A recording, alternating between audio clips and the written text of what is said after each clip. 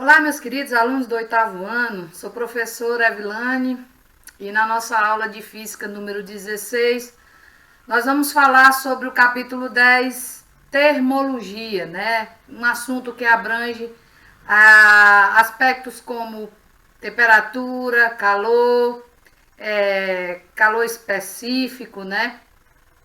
Nós vamos falar sobre as escalas termométricas também e a relação que existe entre elas, né?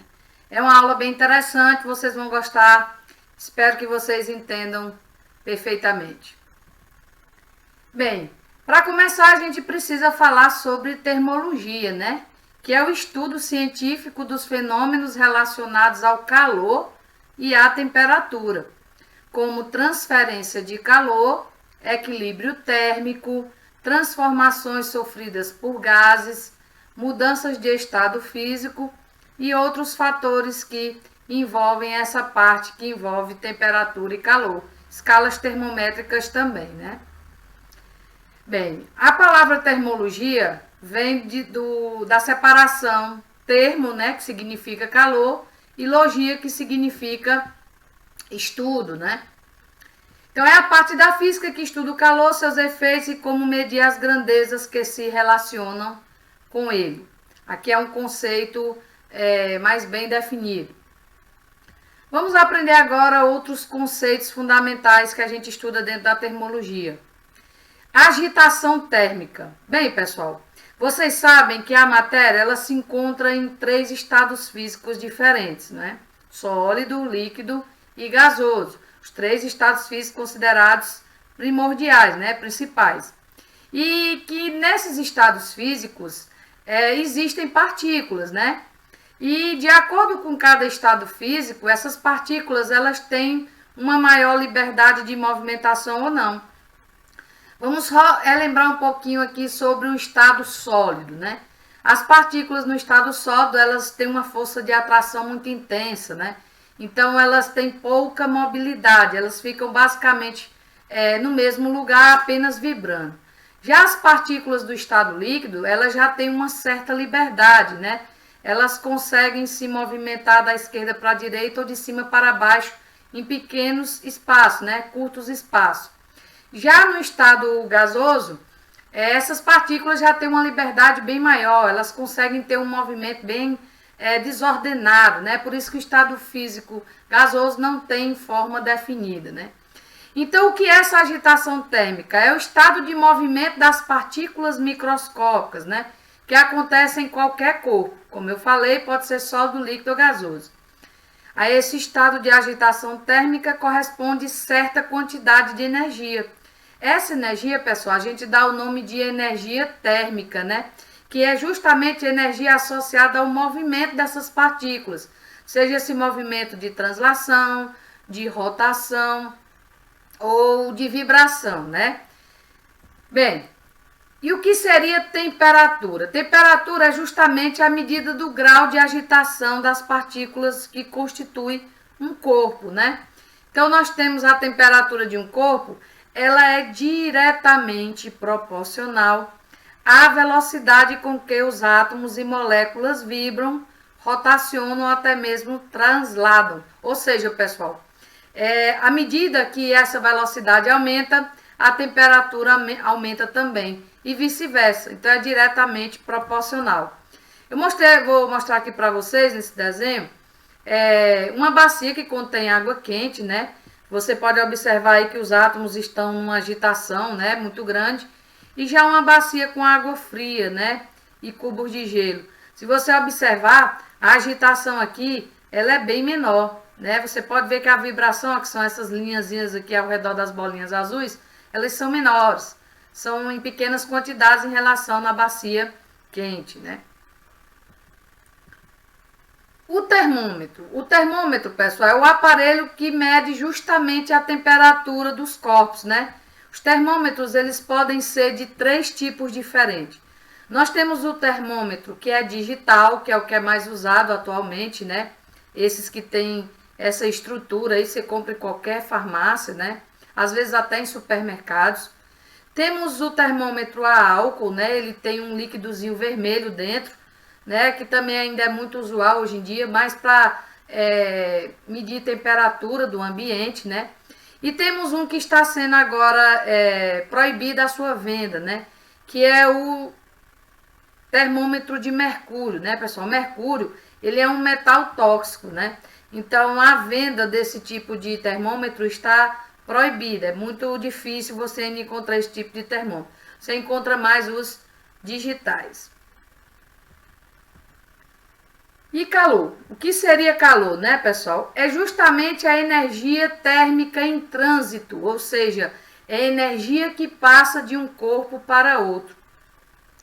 Aqui eu coloquei para vocês que é entre corpos que se encontram em temperaturas diferentes. Ou seja, para que o calor transite de um corpo para outro, um precisa estar numa temperatura maior do que o outro.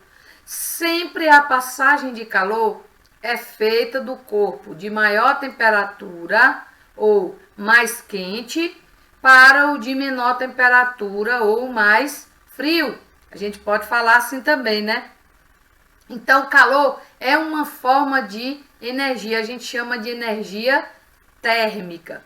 Além disso, o calor sempre transita do corpo de maior temperatura para os corpos de menor temperatura. Foi a observação que eu coloquei aí. E vai acontecer o seguinte, pessoal. Quais são esses tipos de calor?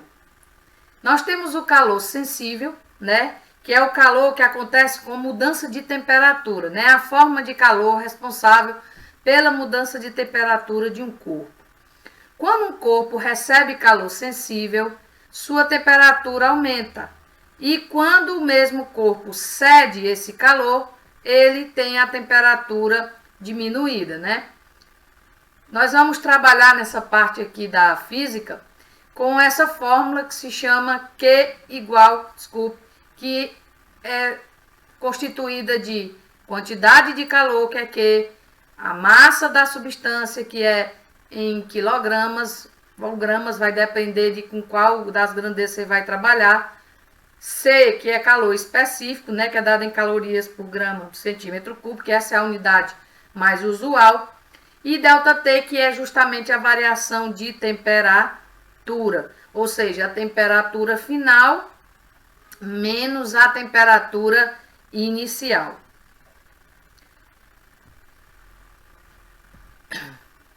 Calor específico é uma grandeza microscópica que mede a quantidade de calorias necessárias para aquecer em 1 grau Celsius uma massa de 1 grama de alguma substância pura, pessoal, em condições normais de pressão e temperatura, ou seja, a 1 atmosfera e 25 graus Celsius. É o que a gente chama de temperatura ambiente. Nós temos aqui o segundo tipo de calor, que é o calor latente, né? É a quantidade de calor que deve ser transferida para que um corpo ou uma substância mude de estado físico. Então, no outro lado, a gente tinha mudança de temperatura, já no calor latente, a gente tem a mudança de estado físico. Quando um corpo encontra-se na temperatura de ebulição ou de fusão, vamos relembrar que temperatura de ebulição é a passagem de líquido para gasoso e de fusão é de sólido para líquido, né? Sua temperatura não vai variar, mesmo que ele continue exposto a uma fonte de calor. Não há mudanças de calor quando o corpo troca calor latente. Apenas mudanças de estado físico. É o que acontece, pessoal, com as substâncias puras. Vocês sabem que quando elas atingem a sua temperatura de fusão, sua temperatura de ebulição, elas apenas vão mudar de estado físico, mas a temperatura vai ficar constante.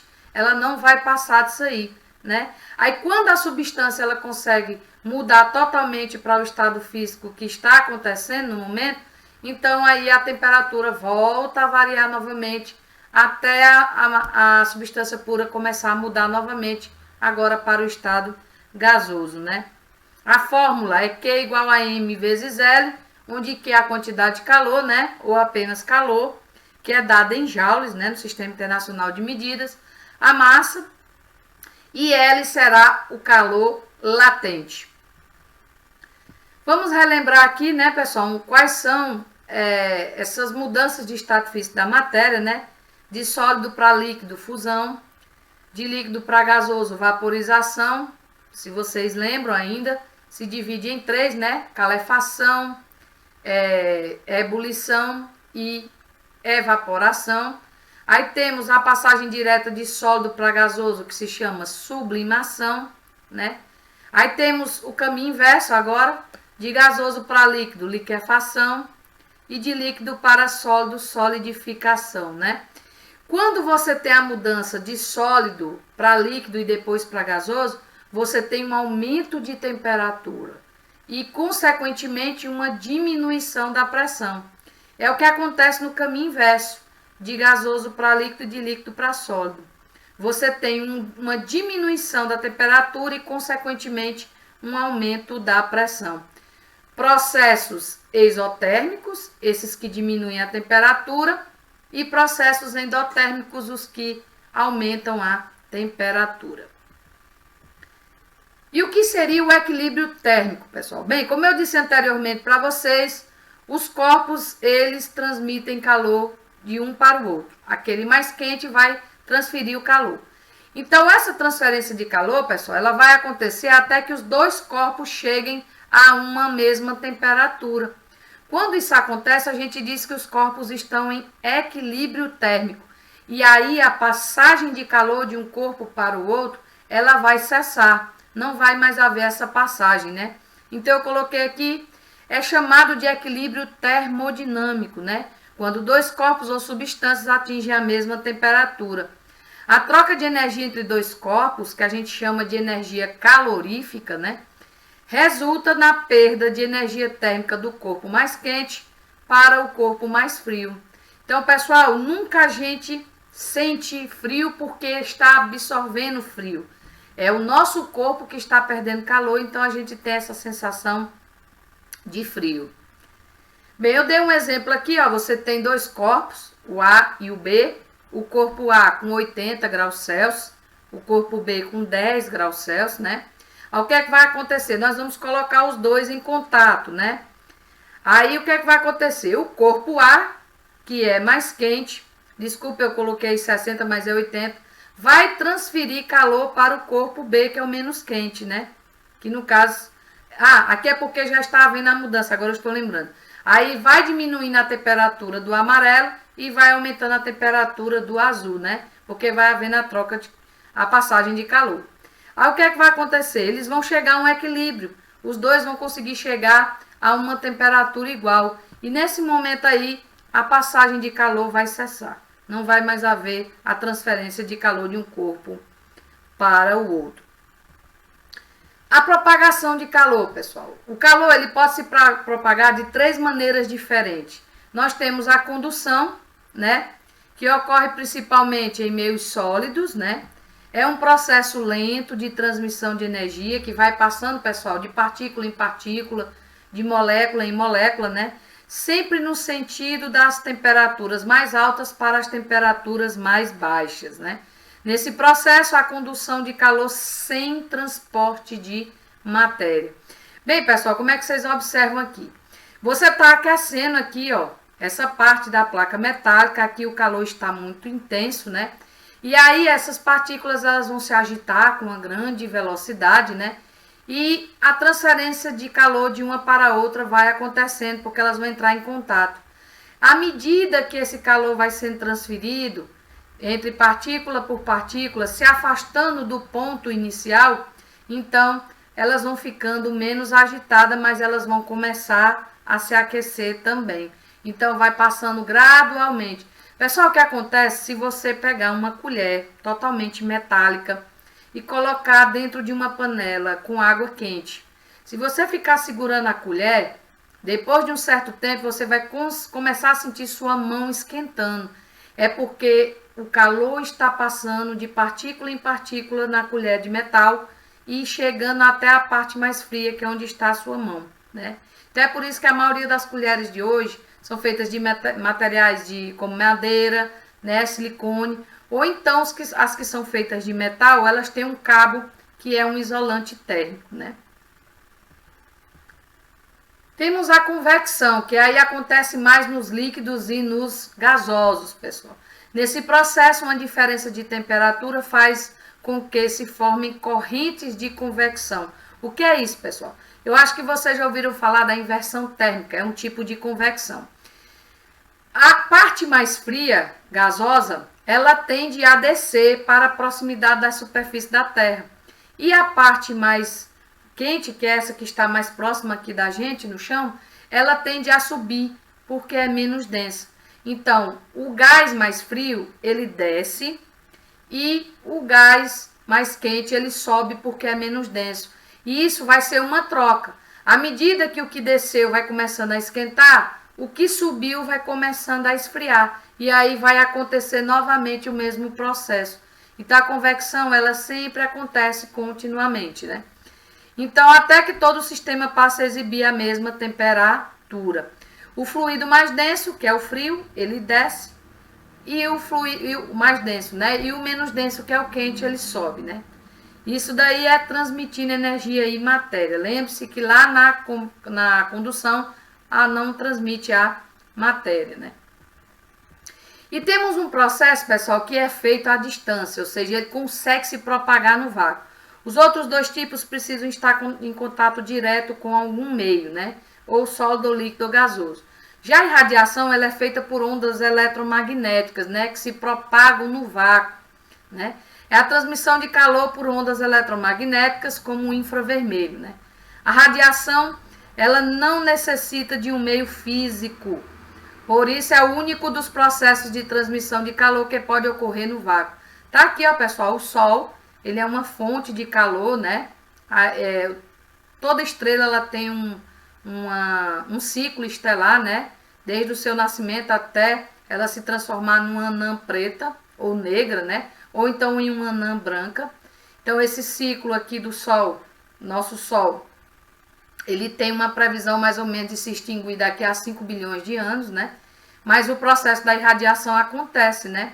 Então, ele é o objeto que vai transmitir a energia radiante e nós aqui na Terra, ou os planetas que estão aqui no nosso sistema solar, asteroides, meteoros, né, cometas, também serão aquecidos por essas ondas de radiação do Sol. Outra coisa que você não pode esquecer, pessoal, de acordo com as teorias que conhecemos da física, um corpo deixaria de emitir calor por irradiação apenas se chegasse a temperatura de 0 Kelvin. Nós vamos já falar sobre ele. O zero absoluto da temperatura, certo, pessoal? Isso corresponde a mais ou menos menos 73 graus Celsius. Ainda não conseguimos atingir esse tipo de temperatura, certo? Vamos falar agora sobre dilatação dos corpos. Os materiais, pessoal, à medida que vai acontecendo aquecimento, eles podem sofrer um fenômeno chamado de dilatação. E à medida que eles vão se resfriando, eles sofrem um fenômeno chamado de contração. Bem, a dilatação térmica é aumentar o volume desse material. Aí ele vai depender de qual dimensão vai estar aumentando. Então, a dilatação térmica ocorre quando um corpo recebe ou cede grandes quantidades de calor, além da mudança de temperatura ou do estado de agregação, que é o estado físico, né? A passagem de calor para um corpo pode ocasionar mudanças em suas dimensões.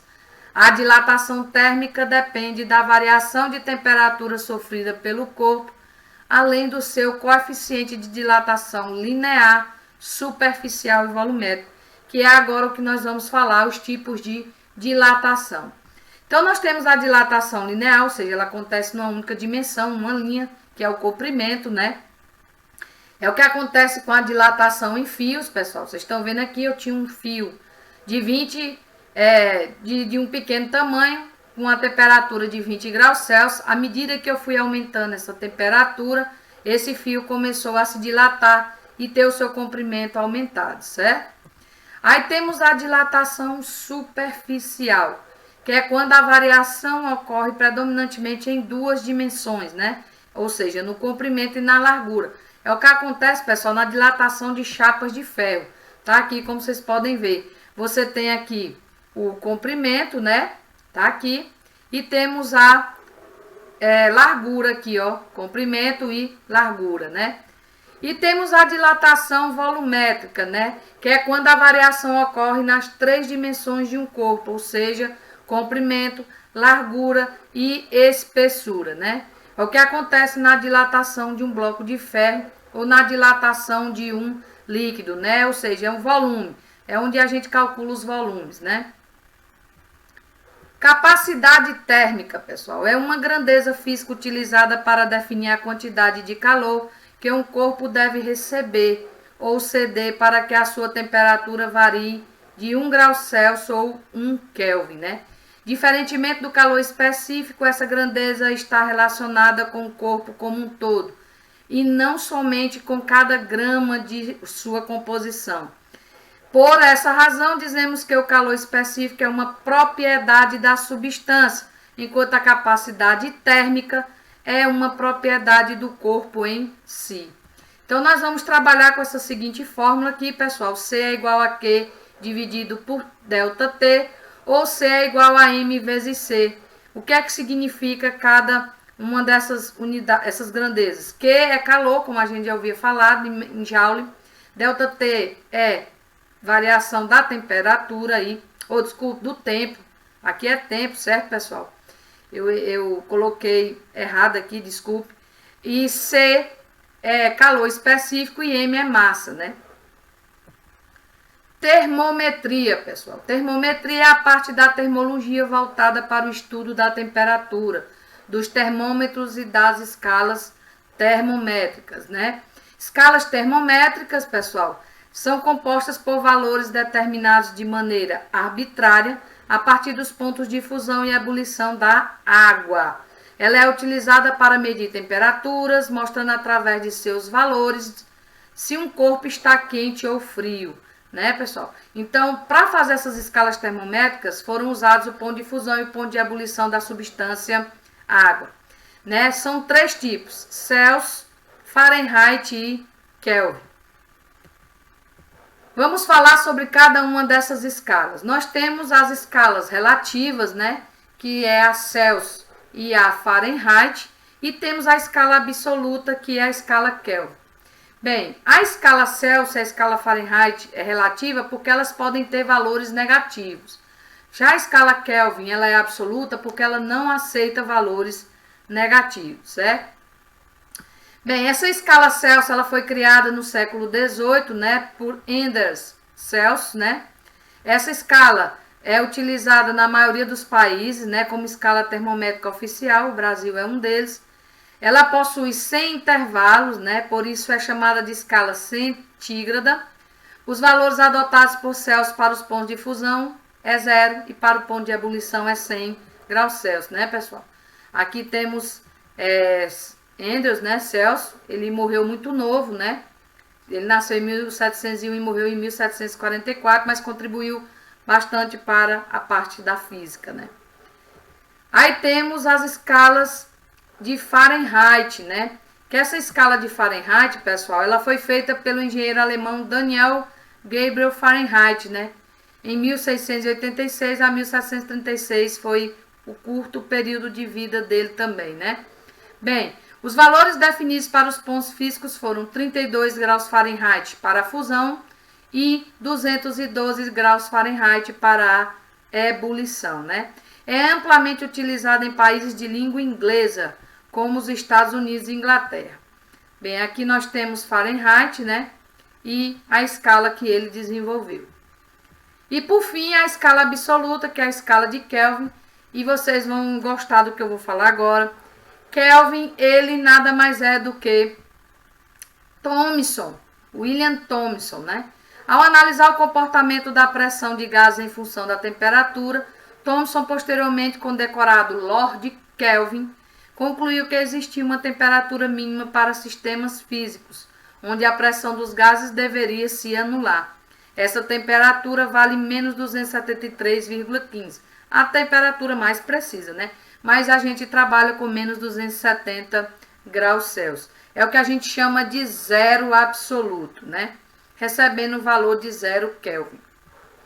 Bem, aí nós temos Kelvin e a escala que ele desenvolveu, que o ponto de fusão é 273 e o ponto de ebulição é 373. Aqui está as nossas escalas, né, pessoal? As conversões, né? Nós temos aqui de 0 a 100, no Celsius, de 32 a 212 em Fahrenheit e de 273 a 373 em Kelvin. Vocês podem observar que a escala Celsius e a escala Kelvin, elas são divididas em 100 partes iguais, né? E já a escala Fahrenheit em 180 partes iguais. Existe uma relação, né, entre essas escalas, ou seja, tem como a gente trabalhar para transformar uma em outra, né? Então, o que é que acontece aqui? É um macetezinho que eu vou ensinar para vocês. Você pega o meio aqui, ó, você tá vendo, ó, nós temos o meio aqui, que tem Celsius, aqui Fahrenheit, aqui Kelvin. Então, meio pé, cabeça pé. Você vai fazer essa relação. Você vai pegar o meio menos a base, ou seja, menos o pé, e dividir pela cabeça, que é a parte superior, menos a base, certo? Do mesmo jeito em Fahrenheit. Meio pé, cabeça, pé. Meio pé, cabeça, pé. Por quê, pessoal? Nós vamos fazer essa seguinte situação aqui, ó. Vocês sabem que aqui no meio vai ter o valor da temperatura que a gente vai ter que calcular, descobrir. Então, vai ficar C menos 0 dividido por 100 menos 0. Na escala Fahrenheit, vai ficar Fahrenheit menos 32 dividido por 212 menos 32. E Kelvin vai ficar Kelvin menos 273 dividido por 373 menos 273. Então, a gente fazendo esses cálculos aí, nós vamos chegar a 100, 180 e 100. Como eu disse para vocês, a escala Celsius e a escala Kelvin, elas se dividem em 100 partes iguais. E a Fahrenheit em 180. Então, o que é que a gente pode fazer aqui? Que a variação da temperatura em graus Celsius sobre 5, o que foi que eu fiz aqui, pessoal? Eu simplifiquei aqui o denominador, né? Chegamos a 5, o 100, e a 9, o 180, né? Então, ficamos nessa fórmula totalmente resumida e é com ela que nós vamos trabalhar, certo, pessoal? Não esqueçam essa fórmula aqui, vocês precisam gravar essa fórmula todinha, né? É claro que a gente não vai trabalhar com ela na totalidade. Vocês têm que ver na questão qual é a temperatura que está sendo transformada e qual é a temperatura que vai ser o resultado dessa transformação para você fazer a igualdade, certo? Bem, nós temos também a variação entre escalas, né, pessoal? É quando ele já dá um valor já da variação, né? A temperatura final menos a inicial. E aí você divide por 5 quando é Celsius, por 9 quando é Fahrenheit e por 5 quando é Kelvin, né? Nós vamos agora exercitar. A temperatura do corpo humano é de aproximadamente 36,5, mais ou menos 37 graus Celsius. Qual é a leitura na escala Fahrenheit e Kelvin? Bem, como eu disse a vocês, vocês vão fazer a relação. Nós temos o valor em graus Celsius. Então, você vai pegar a temperatura em graus Celsius, que é a primeira, ó, Celsius sobre 5, e nós vamos encontrar em Fahrenheit. Então, nós vamos igualar com essa daqui, Fahrenheit menos 32 sobre 9. Tá aqui, nós vamos fazer essa igualdade. Vamos substituir o valor de graus Celsius, que é 36,5, né? E vamos fazer meio pelos extremos, pessoal. Nós vamos aqui multiplicar 36,5 vezes 9 e vamos multiplicar 5 vezes F menos 32. Vamos chegar ao seguinte resultado, né? 36,5 vezes 9 é a divisão. Ele fez aqui, foi a divisão de 36,5 por 5, que dá 7,3. E depois é que ele fez meio pelos extremos, certo? Mas você pode fazer isso antes. Aí fica F menos 32 é igual a 65,7. Passamos o 32 com o sinal trocado, né? E nós vamos ter uma soma. E nós vamos chegar a 97,7 Fahrenheit. Então, você pode fazer o jogo aqui primeiro, ou então fazer essa divisão, se der certo, pessoal. E já botar aqui o resultado para fazer meio com os extremos nessa parte. E para transformar para Kelvin, a gente pega Celsius sobre 5, é igual a Kelvin menos 273 sobre 5. Olha, pessoal, como os denominadores são iguais, a gente pode cancelar os dois denominadores, né? Então, vai ficar Kelvin menos 273, eu vou só inverter aí as posições e botar o 36,5 para o lado do segundo membro. E aí, pessoal, nós vamos ter uma soma, né? E vamos obter 309,5 Kelvin. No segundo exercício aqui, um estudante de física resolveu criar uma nova escala termométrica, que ele chamou de escala 9, então é a escala M, né? Onde ele definiu o seguinte: Para o ponto de fusão na escala Celsius, que é 0, o valor é 25. E para o ponto de ebulição na escala Celsius, que é 100, o valor é 175. Então, ele quer saber qual é o valor dessa temperatura de 55 graus na escala N, correspondente na escala Celsius. Primeiro, você vai ter que montar, pessoal. Você vai botar aqui, ó. A escala Celsius está aqui do lado esquerdo. 0 embaixo, 100 em cima. E a escala sua, que você está criando, a nova, o 25, que é referente à fusão, e o 175, que é referente à ebulição. Aí você coloca aqui no meio justamente a temperatura que ele quer que você descubra na escala Celsius. Você bota aqui X, pode ser também, ok? Aí você vai fazer o quê? Meio pé, cabeça, pé, né? Vai ficar TC menos 0, né? E 100 menos 0, igual a 55 menos 25 sobre 75 menos 25, né? Então, nós vamos chegar à seguinte fórmula. TC sobre 100 é igual a 30 sobre 150. E aí, fazendo aqui meio pelos extremos, pessoal, né? Multiplicando aqui 30 vezes 100 dá 3.000, né? É igual a TC 150, né? Que vem para o segundo membro dividindo, né? Aí vai ficar 3.000 dividido por 150, 20 graus Celsius. No nosso terceiro exemplo, nós vamos trabalhar com calor sensível, né? Ele diz o seguinte: um corpo de 500 gramas, que se encontra a uma temperatura de 25 graus Celsius inicial, né? Recebe de um aquecedor uma quantidade de calor sensível igual a 5.000 calorias, atingindo uma temperatura de 30 graus Celsius ao final do processo. Determine o calor específico. Bem, pessoal, a fórmula está aqui: quantidade de calor é a massa vezes o calor específico vezes a variação da temperatura. Nós vamos subtrair a temperatura final menos a temperatura inicial. Fazendo as devidas multiplicações aqui, nós vamos chegar a 5.000 dividido por 2.500, né, pessoal? Porque nós vamos ter aqui 500 vezes 30 menos 25 é 5, dá 2.500, né? E 5.000 dividido por 2.500 nada mais é do que a metade, que é 2, né? Então, dá 2 calorias por grama vezes graus Celsius. E para a gente concluir a nossa aula, um exercício sobre capacidade térmica, né, pessoal? Que um corpo de 10 quilos precisa receber 2.500 joules de calor sensível para ter sua temperatura variada de 10 Kelvin. Determine sua capacidade térmica, né? Tá aqui, C é Q dividido por ΔT, né? Então, 2.500 dividido por 10, 2.500 é joule, é a quantidade de calor, e 10 é o valor da temperatura, né, que tá aí, 10 Kelvin, vai ser igual a 250 joules por Kelvin. O 10 aí, pessoal, foi só, a massa aí foi só para efeito de conhecimento. Nem tudo na física a gente usa para a resolução do cálculo. E no último problema aqui, nós temos uma massa de 2.000 gramas de água, está exatamente a 100 graus Celsius.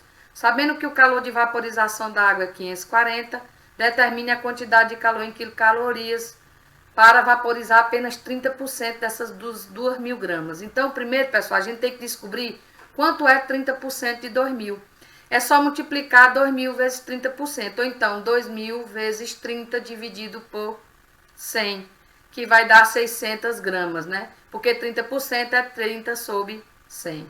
Aí nós vamos pegar a fórmula, né, de calor latente e vamos colocar no devido lugar aí. A massa é 600 gramas e o calor latente 540 calorias por grama, né? Vamos fazer essa multiplicação e vamos chegar a 32.400 calorias, que multiplicando por 1.000, ou dividindo por 1.000, desculpe, nós vamos encontrar 324 quilocalorias. Mas a resposta até aqui, ó, 32.400, está totalmente correta. Bem, pessoal, foi um prazer muito grande, espero que vocês tenham gostado da aula. Essa parte da física é bem interessante. Nós vamos, nas próximas aulas, ainda resolver bastante exercício, também sobre escalas termométricas, calor latente, calor sensível, capacidade térmica e os tipos de transferência de calor, né? Por condução, por irradiação e convecção. Um grande abraço da Tia Vi e até a próxima.